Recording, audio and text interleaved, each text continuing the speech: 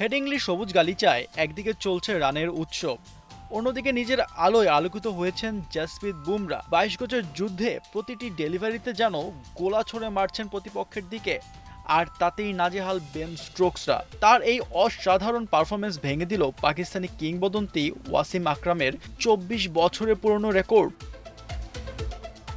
ভারতীয় ব্যাটাররা যেখানে একের পর এক সেঞ্চুরি করে চলেছেন, সেখানে আলোচনার কেন্দ্রবিন্দু বুমরা। জয়সওয়াল ১০১ রান, অধিনায়ক শুভমান গিল ১৪৭ সহ অধিনায়ক পান্তের ব্যাট থেকেও আসে ১৩৪ রান। তখন বল হাতে যেন বুমরা ইংলিশদের বিপক্ষে গড়ে তোলেন বিশাল এক পার্থক্য।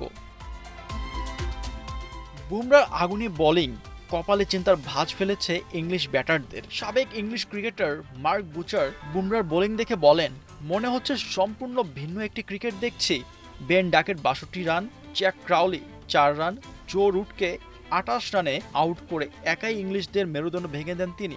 ভারতের করা ৪৭১ রান তাড়া করে দ্বিতীয় দিন শেষে ইংলিশদের সংগ্রহ দাঁড়ায় ৩ উইকেটে ২০৯ রান, যেখানে বুমরার ভূমিকায় ছিল মুখ্য। এই ৩ উইকেট বুমরাকে নিয়ে গিয়েছে নতুন এক উচ্চতায়।